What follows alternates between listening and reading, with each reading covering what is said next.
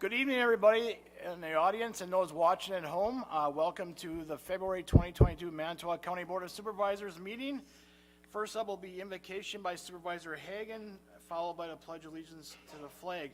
And after Supervisor Hagan gives his invocation, I'd like to have a moment of silence for two former supervisors who passed away over the past month, Supervisors Marie Kolbeck and Supervisor Dave Gauger. So.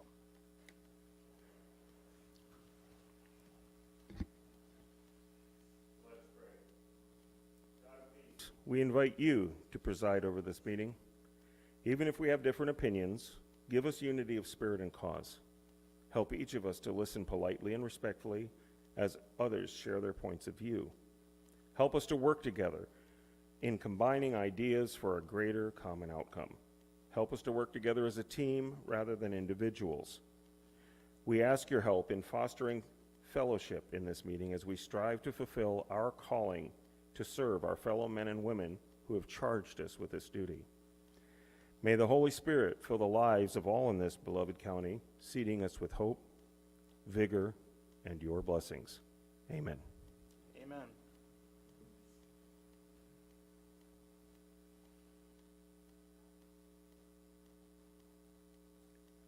I pledge allegiance to the flag of the United States of America and to the republic for which it stands, one nation, under God, indivisible, with liberty and justice for all.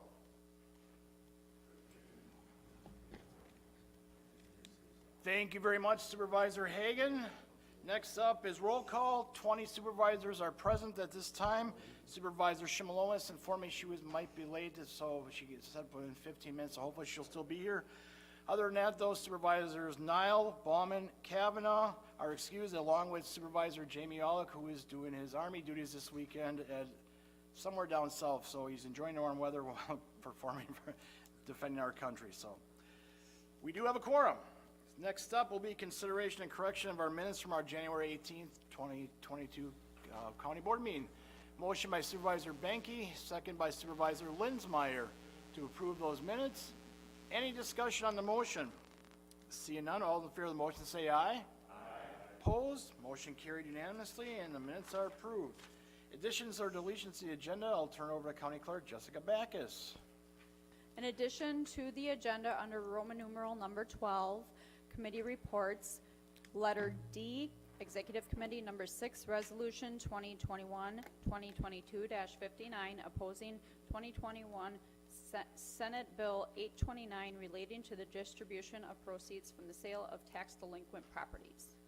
Thank you very much, Jessica. Would somebody can make a motion to approve the agenda as amended? Motion by Supervisor Mars, seconded by Supervisor Hagan. Discussion on the motion. Seeing none, all in favor of the motion say aye. Aye. Opposed? Motion carried, and the agenda is approved as amended. We will go right to reports of county supervisors, officers, and department directors. We're going to turn over to Corporation Counsel Peter Conrad.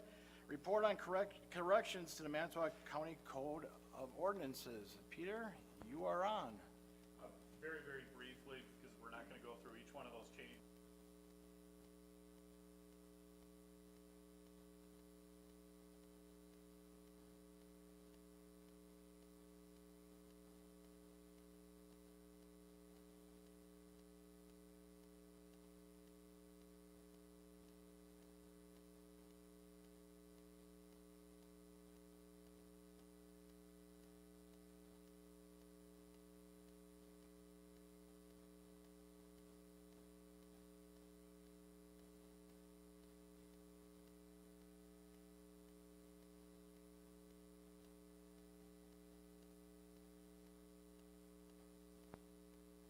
Thank you very much, Peter. Do any of the supervisors have any questions for him at this time? All right, and I'm sure if you do in the future, don't be afraid to contact him. He's always willing to listen. So, all right, next up will be public comment. If there's anybody from the public wanting to speak to any matter germane to Manitowoc County, just raise your hand. You can come up to the podium. You just give your name and address, and you'll be allowed approximately 3 minutes to speak. Is there anybody wishing to speak this evening during public comment? Yes, Margaret, you are first.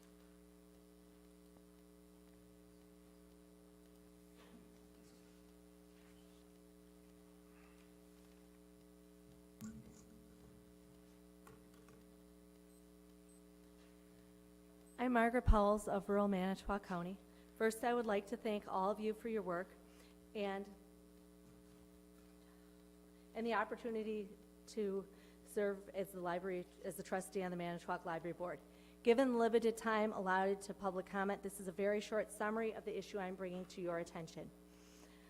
I would be happy to answer any questions you have if you would email me, and I would like to hear from you and if you would like more information about our library's ebook and overdrive that's funded through our taxpayer dollars. Ebooks are books, electronic books that you can download into your computer, phone, or tablet with a library card. School firewalls cannot block library website. They can only block the entire website or none of the website. And many schools have virtual library cards so that their students can enjoy a wider variety of books from our public library. If a student enjoyed reading the book, The Mammoth Book of Polar Journeys by John Lewis, and wants to find another book, they would look up Mammoth Book in the virtual library and find books by Maximum Yokubowski, including The Mammoth Book of the Best Erotica. From the description, a masterful selection of over 40 stories of sexual encounters from every corner of the world. Previews can be viewed by anyone with access to library websites with or without a library card, and again are not be able to be filtered by the schools. So, if you go to manitowoclibrary.org and type in the name Lisa Sweet in quotes, you will see one example of what our children can easily find if they liked 365 penguins, and they search 365. So if you would like to get out your phone, go to manitowoclibrary.org, put Lisa Sweet in quotes, you will find 365 sex positions, a new way every day for a steamy erotic year, complete with full color photography. Searching autumn, moon, owl, or nerd produce more erotic literature or pornography. Another one is dragon, which is very popular with young children nowadays. My solution to this is to have a virtual youth department similar to the first and second floors in the library, and youth library cards. Children searching for cougars or apple trees are not looking for erotica or pornography. And I'm working to make this happen for our libraries so that we would have 2 separate departments in cyberspace just like we do in reality. I am not working to take any books out of the library or to change what's in the library. I would like it when I go with my 6-year-old to the library and we put in cougar because he likes big cats, that we get children's books about cougars and adult books, not erotica books about inappropriate things that we don't discuss in public.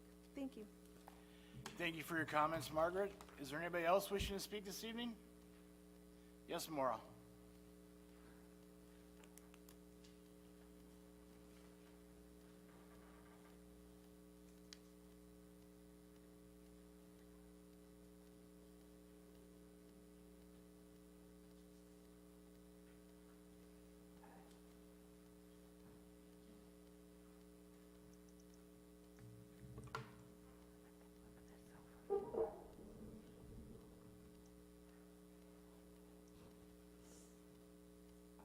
Good evening, Chipio, Centerville. I continue to advocate for a half cent on a dollar spent. County-wide sales tax is the most fiscally conservative way to meet our county's operating expenses, paying for them as we go.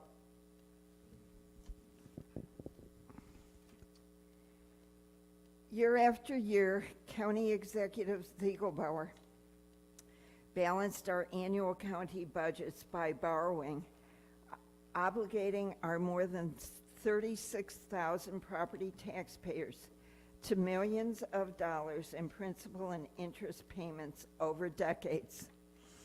That includes renters whose rent payments include property taxes their landlords pay. Commenting on a county-wide half cent on a dollar spent sales tax, County Executive Ziegelbauer admitted that, and I am quoting, property tax payers would benefit most because state law dictates that the sales tax revenue be applied to projects funded by property taxes. Yet the next summer, He wrote to the county board, quote, "There is still no justification, no need, and there is no plan for using the tax revenue." Adding disapprovingly, again quoting, "because it seems to change with each meeting." My recollection is that the county committee was working diligently to address issues related to the sales tax. Ziegelbauer then directed your elected county legislators that, again quoting, "Now is the time to stop. We can then get on to other more important things." I'm not clear on what is more important than evaluating ways to provide high-quality county services at the least cost. This year, more than 16% of property taxes will go to pay principal and interest on our county's debt. I'll conclude with Proverbs: "The rich rule over the poor, and the borrower is slave to the lender." Thank you. Thank you for your comments, Maura. Is there anybody else wishing to speak this evening? Anybody else wishing to speak? And for a third and final time, anybody else wishing to speak? Seeing none, I'll declare public comment closed at this time. There are no communications or unfinished business from our last meeting, so we'll jump right to county appointments by the county executive. First up will be to the Board of Adjustment to appoint one member to fill a vacancy for the remainder of term expiring of July of 2023, and the recommendation is for Bob Salm. This motion by Supervisor Benke, seconded by Supervisor Mink. Discussion on the motion. Seeing none, all in favor of the motion say aye. Aye. Opposed, motion carried.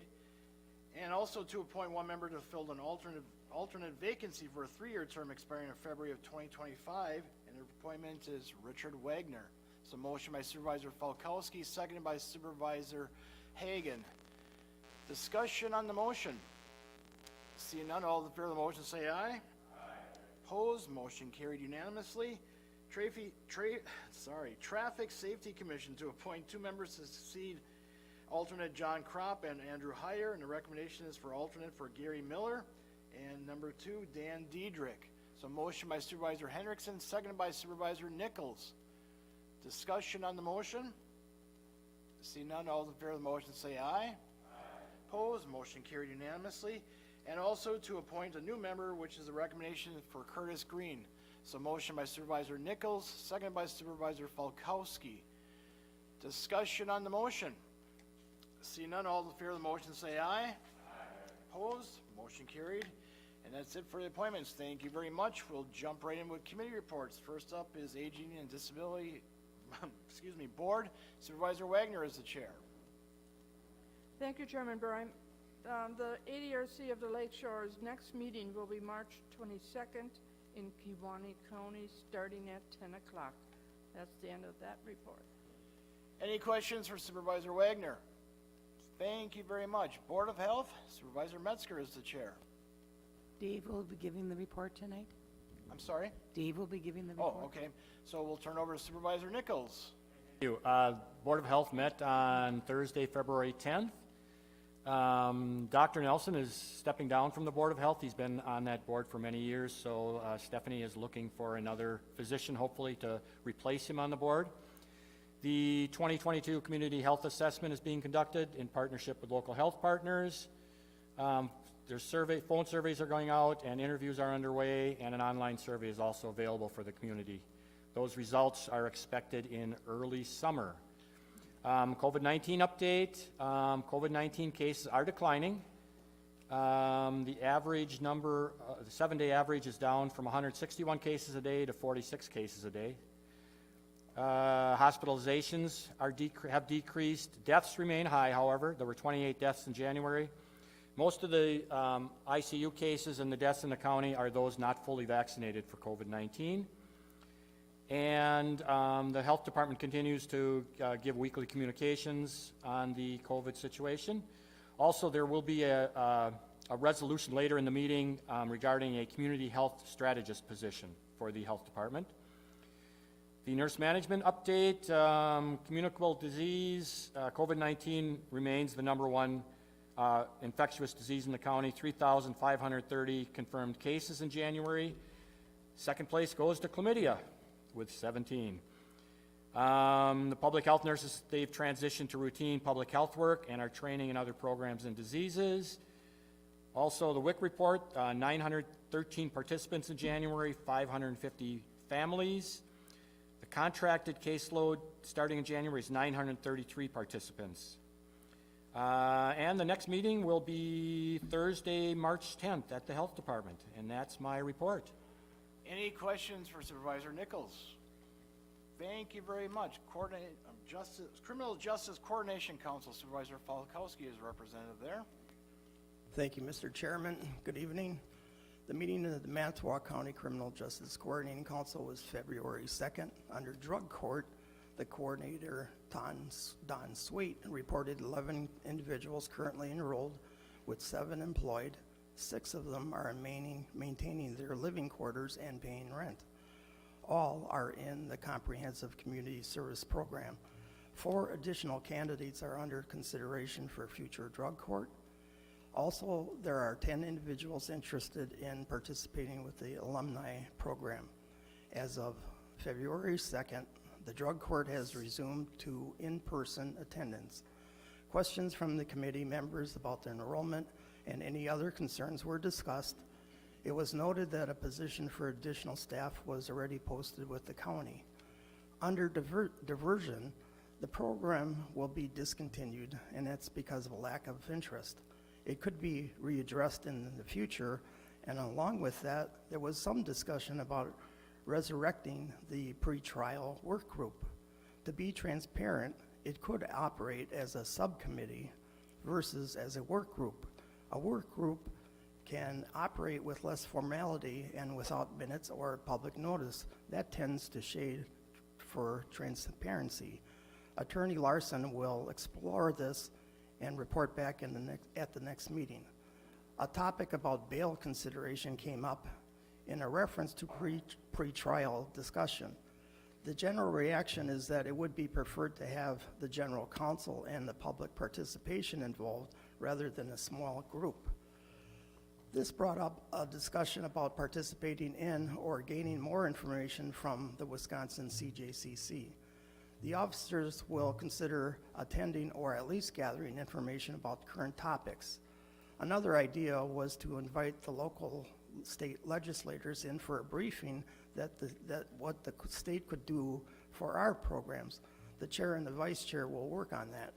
Patricia Dodge noted that there was some new grant opportunities for housing and treatment costs. The Human Services will be looking into that further. Finally, the elections for the officers and elected executive committees was conducted. The chair will be continued as Judge Rohr. The vice chair will also continue as the District Attorney LeBray. The 3 other positions on the executive committee are Public Defender Attorney Larson, Probation and Parole Counsel, which is Zyke, I think is her name, and myself. For future consideration, the study was conducted by the League of Women Voters, and it was distributed regarding mental health court perspectives. I believe you all received that. It should be within your packets today.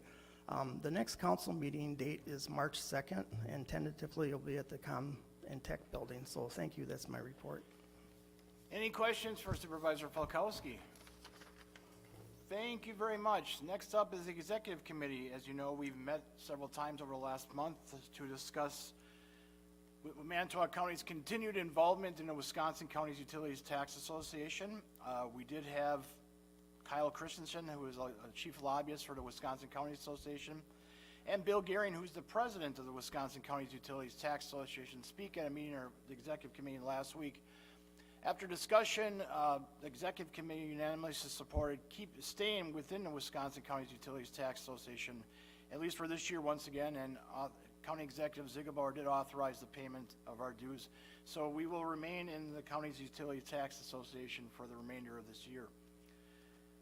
We also discussed, well, we had Kyle Christensen there, a bill that is now being fast-tracked through the state legislature, which is a resolution, and I'll read it now, and we'll have a motion. I'm gonna have Peter explain it a little bit better, he can do a little bit better job than I did. We also passed it unanimously from the executive committee coming to the county board for consideration tonight. So with that, I have the resolution 2021-2022, 39, opposing 2021 Senate Bill 829 related to the distribution of proceeds from the sale of tax delinquent property. Is there a motion to adopt? Motion by Supervisor Benke, seconded by Supervisor Giroux. Discussion? I will turn over to Peter first, and then we'll go from there. Thank you. In very brief sum, what this bill does is it changes it changes how proceeds are distributed from the sale of tax delinquent properties. We use the in-rem process, so if I use the word tax delinquent or in-rem interchangeably, that's what I'm referring to. Essentially, under current law, when we take a property on in-rem and sell that property, if that particular property is an individual's homestead, we're required to provide that individual notice that there are excess proceeds. If there are excess proceeds from the sale, that individual then is entitled to retain those proceeds after the county taxes have been paid off, interest has been paid off, liens have been paid, those types of things. So it's if there's excess money. What this proposed bill does is a number of things. One, it's to extend that return of excess proceeds to all properties, regardless of whether it's homestead. So it could be a business, could be a farm, could be anything of that nature. In addition to that, it also requires the county to pay off third-party lien holders as part of that process. It also does not require any notice. The county is just supposed to distribute these proceeds to whomever the property owner is. This bill is very problematic. The county, for a number of reasons, quite frankly. For one thing, it doesn't recognize the risk that counties take when they foreclose on a particular property. So when we foreclose on a property, sometimes there are excess proceeds, sometimes there are losses. What this bill essentially does is doesn't do anything for the losses that the county would incur on a property, but it would ensure that we would never retain any excess proceeds. We would never essentially be able to balance ourselves out. Sometimes we win on the sale of a property, sometimes we lose. In this particular case, the best we could ever do would be to not lose money, basically come out even, but of course take on all the losses. In addition to that, as I said, it expects us to figure out who and priority of third-party lien holders are on a property, and it also would require the treasurer to just distribute any net proceeds off to a property owner, regardless of whether they were alive, whether they were a business that was not dissolved. LLCs often dissolve. It's an exceptionally poorly thought out bill. The county does, in some years, like I said, net out dollars. Sometimes those dollars can be fairly significant, and there are other years when we do lose money, and again, those monies can be fairly significant. For that reason, this bill, the county is proposing to oppose the bill. There's just not much good, quite frankly, that's coming along with it. It is being fast-tracked. I think it was introduced in, late January. Public hearings were held already, and it's being it looks like tomorrow already. So the legislature is trying to fast-track this through. That is what it is. But there was good reason for the county to go on record and on this issue. Thank you very much, Peter. Does anybody have any questions of Peter, or I guess the resolution in general? Supervisor Dizak, you are up. Thank you, Mr. Chairman. I guess you say it's fast-tracked, and did the state give you do they have any information available as to why they're what is their purpose behind it? What do they feel the state and or counties will gain from this bill? To be clear, counties will lose from this bill. The state doesn't have a dog in the fight on it. Why is it fast-tracked? I can't answer that. Quite frankly, the legislature fast-tracks some bills, and they don't fast-track others. And anything beyond that is But what was the driving force? Well, I Why can did they answer- want to do this in well, the first place? The Wisconsin Realtors Association was a big pusher of this legislation through the Wisconsin legislature. They were the ones backing it wholeheartedly, so. I wish we had more information from the state side, what they're trying to do, and it's hard for me to make a decision if this is good, bad, or indifferent. I understand what you're saying. It does sound like it's not a good thing for us, because it sounds like it's gonna make it extremely difficult to handle. But I would just like to know more information from them, and that's surprised that we don't have that. What was their driving force, and okay, realtors, but why? I guess, I understand you may not have that answer, we need to ask the state people, but, that's, Yeah, and we won't ever have that answer, quite frankly. You know, the legislature does, and individual legislatures do what they do. Why, I don't know. Chairman Bry is correct. This is, you know, being pushed by the realtors. Why? Again, I don't know. Quite frankly, they don't have a dog in the fight. What I can tell you is, at the end of the day, it's very bad for Manitowoc County. Manitowoc County, our taxpayers will inevitably pay more taxes because of it. It really is that simple. thank you. And I guess to follow up on that a little bit too, with Jerry Neuser as our Public Works Director and his staff, they've done an excellent job the last 5 to 10 years of getting these delinquent properties back on the tax rolls by selling them off and getting them, like I said, back on the tax rolls. Other counties aren't as proactive as we are, so to us, we'll be losing money. We'll be losing money if this legislation goes through. So, thank you, Supervisor Dizak. Supervisor Hanson, you were next. Thank you, Mr. Chair. Peter, could you explain a little bit more about the county having to pay off liens on the property? Yeah, so under current law, if there's a lien on a property in the in-rent process, that lien gets extinguished at the time that we take the property. And what that means is that it doesn't have to be paid off, it gets extinguished. In this particular bill, it doesn't extinguish those liens. What it does is it requires the county to actually pay off those liens. So if somebody files a lien on a property, a material lien, or potentially a tax lien or anything else, when the property's sold, that comes off, off of those proceeds as well, and has to get paid out as well. The big, part of the big problem with that, quite frankly, is liens and figuring out priority of liens can be fairly complex. And in this particular case, the charge is going down to a county treasurer who is not trained in commercial law or lien law to figure out the priority of who gets paid off and in what amounts.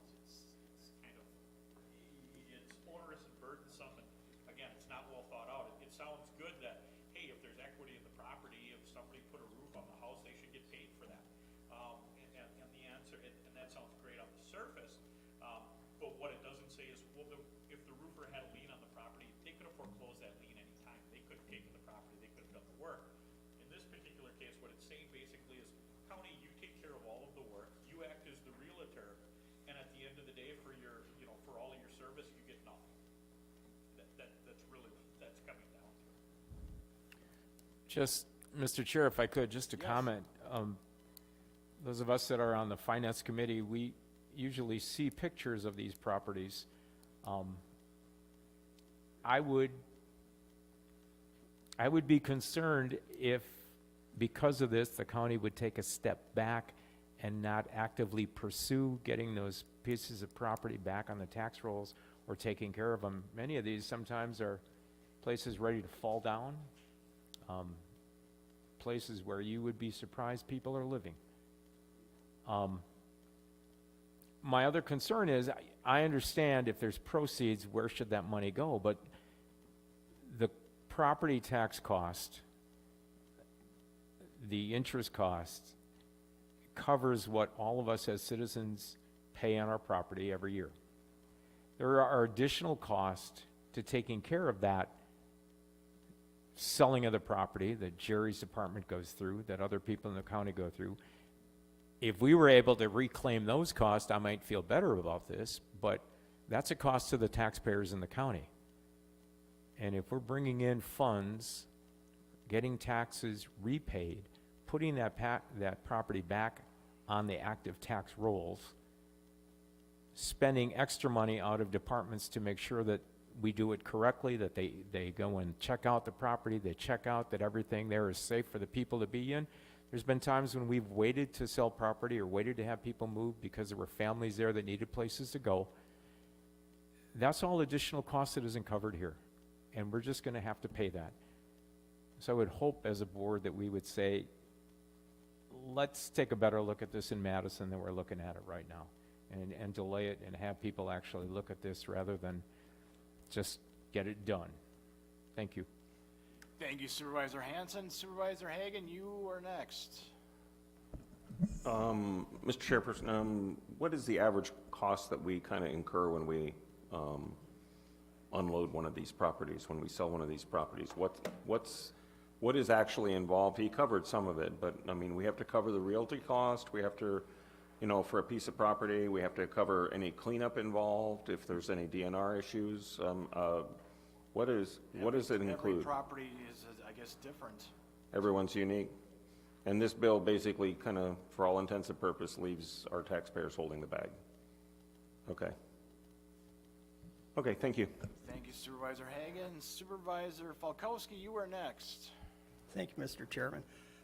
When I was listening at the executive committee when this topic had been arisen, did I understand correctly that there's a duration that's attached to this proposed legislation? For instance, that if a claim was being made for the sale of the property, there would be a duration of years before a person could make a claim to the county to actually have a payment for their lien? Under the proposed bill, there is no duration to make that claim. It is the requirement of the county simply to send the excess proceeds to whomever the last known owner was. And oftentimes, I'll be quite frank, but the last known owner is deceased, they're a dissolved LLC, there's all kinds of issues. Thus why the property is usually pretty derelict, and quite frankly, the taxes are delinquent. People walk away from these properties. And that's another problem with it. I think what you're referring to, Supervisor Falkowski, is there may be an amendment that limited the duration to a certain number of years, 5 years or 10 years, which is, quite frankly, just Crazy. Equally as bad as, Yeah. as just simply requiring the county to just send money to some ethosphere, which we don't actually know where it's going to go about. Well, thank you. I appreciate the attention that you provided us for council, and yeah, I'm supporting the resolution, so thank you. Thank you Supervisor Falkowski. Supervisor Zimmer, you are next. I presume that this bill originated in the Senate. Does it still have to pass muster with the Assembly? Yeah, there's actually two bills. There's a AB and there's an SB. It's SB 829. 829, and what's the AB is 889. Excuse me. They're companion bills. They read identical. The first one to come out was the Senate bill. The Assembly bill came out shortly thereafter, a matter of days. So it will have to go through both. It looks like what the plan is for the Assembly to act on it first and execute over to the Senate. Thank you. Thank you Supervisor Zimmer. Supervisor Shimalois, you are next. I'd like to make some comments. Does this work? Yeah. Yep, you are on. Because I'm on the finance committee too, and these properties don't sell quickly. Usually it takes 3 years. And I'm curious, I have two questions. Why can't they ask the owner to sell it if he's so worried about losing profit? And is this only against the counties? What about banks? Do you know? This regards specifically the county tax foreclosure process, or the sale of properties that the county has foreclosed on, so it does not affect banks in any way. And your point about why can't the owner sell it is exactly correct. I mean, that's exactly ingrained into all of this, is if a property owner believes that they have equity in the property, my best guidance for them is sell the property and pay the taxes and pay the liens and take whatever excess proceeds are there for you. There's never been anything that has stopped, slowed down, or encumbered an individual from doing that. And quite frankly, we encourage that. What we don't want to do, but this bill puts that on its head, essentially puts that on the county. If there's delinquent taxes, then county, you sell it, you figure out the liens, and again, for all of your effort, the best you're going to be, that's going to happen is you're going to be made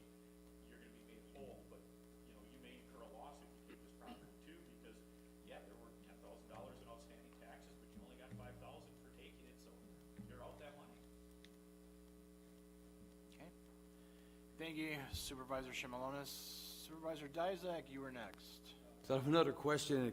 I think that it may be what Supervisor Volkowski was referring to, is there's a 3-year time limit of back taxes that the county can't take action. I believe it's 3 years until they're delinquent in 3 years. And my question is, if, assuming it is 3 years, this bill, the county gets to, whatever proceeds they get, we still get to keep the back tax amount, is that correct? So whatever costs what they've been, and if there's not any money left, we don't have to give it to anybody then, right? Correct, we incur the loss. So if there's not any money left, so that was the example I said. If they owe $10,000 in back taxes, we take the property and we sell it for $5,000, which, you know, that scenario is pretty common. I mean, those aren't unrealistic scenarios.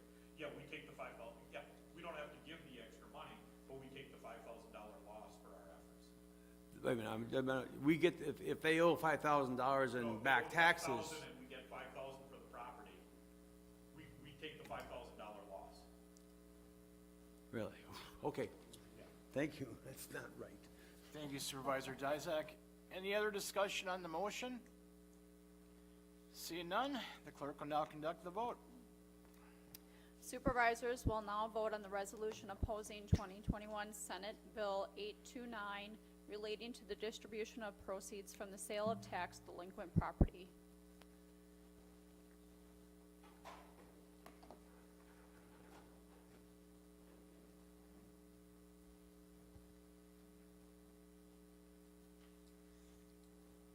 Supervisor Williams? That's all right, we're good. Is it not working? One more time, could you, some of us over, You want to try it again? Is it not working? oh, I need to have this explained to you one more time. Short sentence. What do you mean? If we vote yes, what are we voting? You're supporting the resolution. To oppose. Right. That's ridiculous. Yes, yes. Resolution passes 21-0.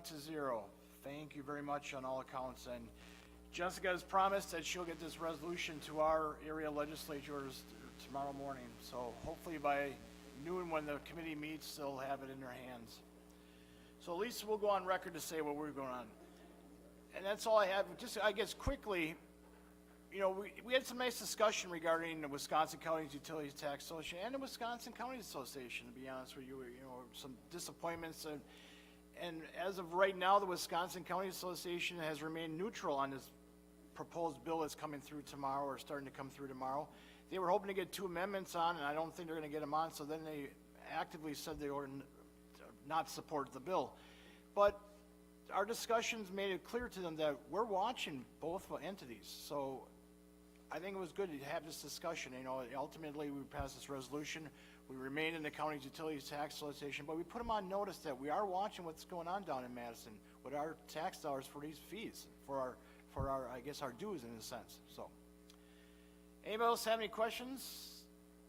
All right, thank you very much. We're going to Expo Ice Center Board. Supervisor Stickowitz is going to give the report tonight. Thank you, Mr. Chairman. The Expo Board met on February 2nd. We held elections of officers for all subcommittees, and they were completed. There were several entertainment contracts that were submitted and approved, and the Sea Lion Show will be returning in 2022. We also okayed polka music for Thursday through Saturday from noon to 3. And our Fairest of the Fair, Lydia Lipke, was first runner-up in the State Fair Fairest of the Fair contest at the State Fair Convention in January.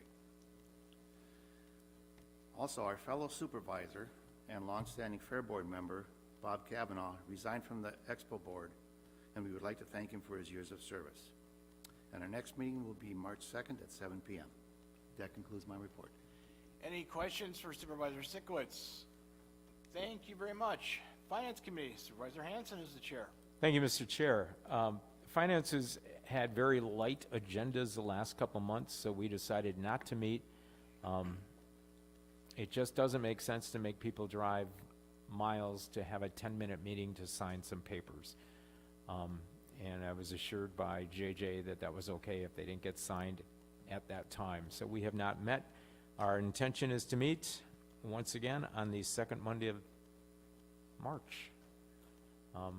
But I have no report, Mr. Chair. Any questions for Supervisor Hanson? Thank you very much. Highway Committee, Supervisor Benke is the chair. Thank you, Mr. Chair. We met on February 8th, a plethora of different things. WCHA updated utility policy, basically making the utility policy the same, trying to get it the same uniform throughout the state, and the changes that are made there. We talked about the bipartisan infrastructure bill and how that's going to affect roads and projects that we might be applying for in the future. We talked about invasive weed and grass spraying program. We're going to take our truck that we do brine with now for roads. We're going to use that sprayer basically for doing ditch spraying, trying to cut down some of those invasive species within the ditch areas. We talked about Mishicot, Manitowoc shop improvements, the fuel tank improvements there and that project, overtime and vouchers, and we will be meeting March 1st for our next meeting. That concludes my report, Mr. Chair. Any questions for Supervisor Benke? Thank you very much. Human Services Board, Supervisor Hendrickson is the chair. Mr. Chairman, we met on Thursday, January 27th. Nancy Slattery, the co-president of League of Women Voters, said they had completed the case for a mental health court in Manitowoc County and supplied copies of the report to the board members. The report is also available on the League website. Nancy encouraged everyone to read it. Our education topic was the introduction of new supervisors and a discussion of unit services. Christy Thorson, Child and Family Supervisor, Lisa Randall, Children's Waiver Supervisor, Wayne Edmonds, Clinical Services Supervisor, Amanda Miller, Comprehensive Community Services Supervisor. There has been an increase in the Child Protective Service referrals. Through November, we had 199 more referrals than last year. Cases include the whole family, which can be several children and adults in the case. CCS currently has 87 cases with new positions approved that will help with the wait list. Energy Assistance had 200 more cases in November than last year. Our staffing updates, we have openings for 1 CSP case aide, 1 CSP case manager, a TAD grant case manager, 3 CCS facilitators, 1 CCS psychotherapist in the clinical division, 1 child protection services ongoing, 1 CLTS, 1 economic support specialist. Our next meeting will be February 24th at 4:45 p.m. The meeting will be held in our 8th Street conference room. Thank you, Mr. Chairman. That concludes my report. Any questions for Supervisor Hendrickson? Thank you very much. Land Conservation Committee, UW Extension Education Agricultural Committee, Supervisor Wagner is the chair. Thank you, Chairman Bry. The Land Conservation Committee will be meeting next month, March 22nd, at the County Office Complex at 4:45. The UW Extension Education Agricultural Committee will be meeting this week, Thursday, and I have to apologize. I looked at the agenda, but I didn't look at the location. But I'm assuming it's at the office complex at 4:45. That's the end of my report. Thank you. Any questions for Supervisor Wagner? Thank you very much. Personnel Committee, Supervisor Marish is the chair. Thank you. We met on February 1st. Discussion regarding the resolution that will be brought forward later on from the Health Department that was discussed earlier. Also, we discussed the 2021 recruitment on 2021 performance reviews and 2021 work from home hours, and the non-representative pay plan was discussed. The next meeting of the Personnel Committee will be Tuesday, March 15th at 6:15 if needed. And that is the end of my report. Any questions for Supervisor Marish? Thank you very much. Planning Park Commission, Supervisor Falkowski will be giving a report this evening. Thank you, Mr. Chairman. We met on Monday, January 24th. The committee conducted its procedural action to approve the agenda and prior minutes and to hear any public comment. On the docket that day is a public hearing for the rezone request of Lawrence Shulock, a change parcel designation from exclusive ag to a large estate. During the hearing, we considered the criteria for the request and that the planning staff had vetted the conditions for the rezone. Testimony was provided by a principal party at the hearing, and the commissioners' questions were answered to their satisfaction. The town of Gibson filed their written support for the rezone, and it was entered into the record. Several towns officials were also in attendance. The commission voted to pass the rezone request onto the county board. Therefore, I move to submit ordinance 2021-2022-54, amending the zoning map for Lawrence Shulock. So motion by Supervisor Falkowski, seconded by Supervisor Zimmer. Discussion on the motion. Seeing none, the clerk will now conduct the vote. Supervisors will now vote on the ordinance amending the zoning map for Lawrence Shulock.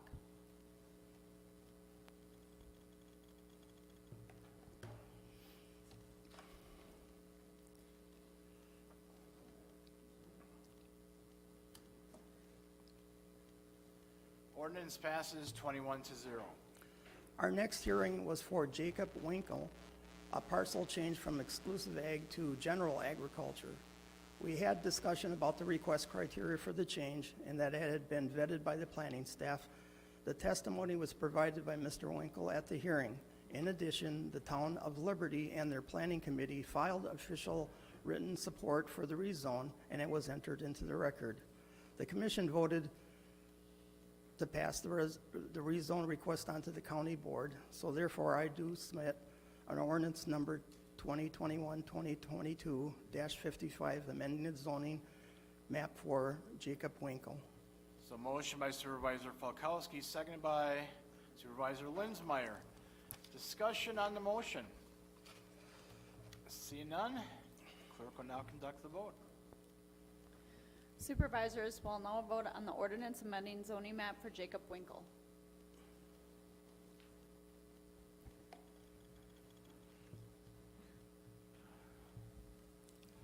Ordinance passes 21-0. The remaining item for the county board to consider is the approval of the Manitowoc County Farmland Preservation Plan amendments. During this hearing, we reviewed the amendments and the language for codifying the amendments. The planning personnel addressed and answered the questions regarding the changes. Also in attendance were Town of Gibson supervisors asking about some of the parcels in their township. After all the discussion was complete and satisfied, the motion had passed on to the county board by unanimous vote. So therefore, I do move to submit ordinance 2021-2022-56, accepting farmland preservation map plan amendment for the towns of Eaton, Gibson, Cassuth, Mimi, and Two Rivers. So motion by Supervisor Falkowski, second by Supervisor Hagan to adopt the resolution. Any discussion? Seeing none, the clerk will now conduct the vote. Supervisors will now vote on the resolution accepting the Farmland Preservation Plan map amendments for the towns of Eaton, Gibson, Cassuth, Mimi, and Two Rivers.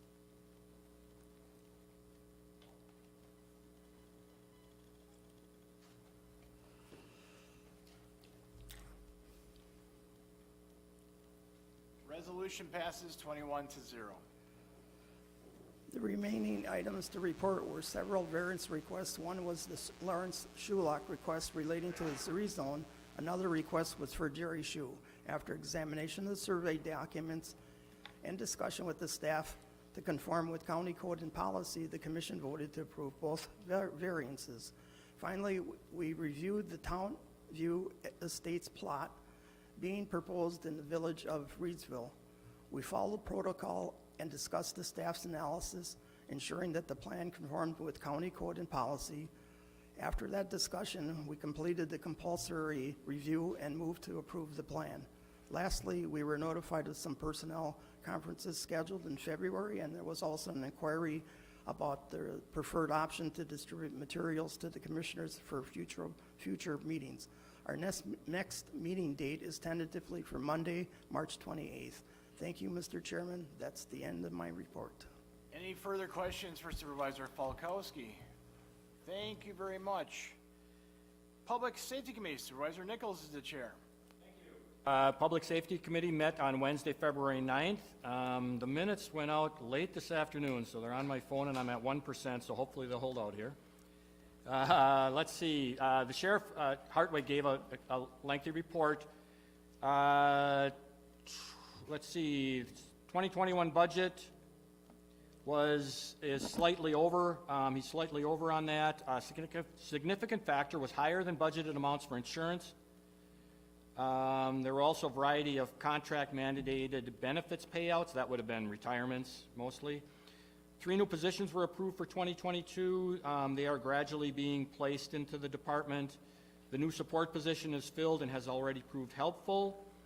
The office is going to be able to use ARPA funds for a number of projects, including UBC cleaners for the facility to reduce airborne contaminants and illness, electronic identification devices for controlled substances, and new radio equipment. 2 lieutenants have been promoted from within the ranks. And the deputies who are on military deployment have returned, as has the deputy previously on medical leave. There will be 2 or 3 retirements over the summer that he's anticipating. The jail continues to be short-staffed. There are regular departures in that area, and it has not been possible to hire the needed people. A lot of that is due to they don't meet the requirements, or they fail the test, or they don't show up for all of the stuff that they're supposed to show up for, I guess. Sheriff has some concerns with the pay structure for the corrections officers. He's going to be looking at an increase for them. One of the challenges they have is that with a lot of businesses increasing the pay for their employees, their new employees, that they're not able to get the corrections officers that they need because of that. So he's going to be looking into that for the next budget cycle. Let's see here. Squad cars will need to be ordered again early because of the shortages. Fortunately, last year we ordered ours very early, so it's going to happen again. Let's see. Several law enforcement events have made the news, and they're keeping the officers busy. A lot of problems with sex crimes against children. Drugs continue to be a problem. That's where the new detectives will come in handy for that, and a new partnership was formed with the ADRC to prepare the meals for Meals on Wheels. A number of miscellaneous projects, scanners donated from Point Beach, improvements to the phone internet services for inmates, completion of the new visitation area, funding for the canine service. That was funded through a charitable organization. And there is a resolution that I have regarding a donation from the Badger State in the amount of $28,718.40. The sheriff has already determined the needs for that funding. It'll go into it'll be assisting officers, equipment that'll assist officers, and it will impact safety. There are a drone, 4 level 3A shields, and 4 40-millimeter launchers. I don't have any of those to bring along to show you, so you got to take my word for it. But I move that we approve the resolution. So motion by Supervisor Nichols, seconded by Supervisor Henriksen. Discussion on the motion. See none, the clerk will now conduct the vote. Supervisors will now vote on the resolution accepting donation from the Badger State Sheriff's Association.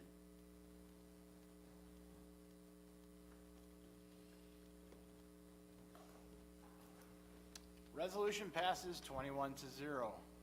Thank you, and for those that, follow social media, the sheriff's department's been taking some hits, as we know law enforcement does, but pay no attention to that, they don't know what they're talking about, so they're doing a great job over there. Our next meeting will be Wednesday, March 9th, and that's it.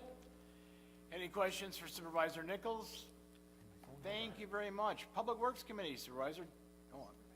Oh, I'm sorry. Supervisor Hagan, you had a question or comment? Mr. Nichols, what time's our meeting? 5 o'clock, and we usually meet at the Communications Building across from the Right. Sheriff's Department, so. Anything else? All right, now we'll move on to Public Works Committee. Supervisor Giroux is the chair. Thank you, Mr. Chair. The Public Works Committee met Wednesday, February 9th. We reviewed and discussed the solid waste and recycling programs. Recycling materials are holding their own. They have a recent little dip, but have been up over their historic lows. We discussed the Building and Grounds Division. We approved a pay request for the jail visitation area to Hammond Construction. We accepted a low bid from Crafts for a roof replacement out at the UWGB building. We reviewed and discussed the community development block grant programs and the pavilions at Cato Falls and Wallahigh Park, and they're kind of waiting to finish up on those with better weather in the coming of spring. We discussed the communications division and pretty much the replacement of all the public safety portable and mobile radios. We reviewed and discussed the information systems and the Expo Fair Center program and what's going on out there. We're getting early donations and a fair few reservations for events coming up. Brewfest is coming up this weekend. That's always well attended. The dog show's back. I think it's going to be a very good year out at the fair. And if you haven't been out there lately to see all the great things that have happened out there, I recommend you stop out there. It's really amazing. So, and that concludes my report, Mr. Chair. Any questions for Supervisor Giroux? All right, thank you. Anybody from Transportation Coordinating Committee have a report? Supervisor Bauman's not here tonight. All right. We'll jump right ahead to miscellaneous from the Board of Health and Personnel Committee. The Resolution 58 authorizing the addition of one full-time equivalent health department employer. I don't know if somebody wanted to address it first. Supervisor Falkowski, you're making a motion, Supervisor? So motion by Supervisor Falkowski, seconded by Supervisor Mink. Discussion on the motion. Seeing none, I'll turn the vote, conduct the vote to the clerk. Supervisors will now vote on the resolution authorizing addition of one full-time equivalent health department employee.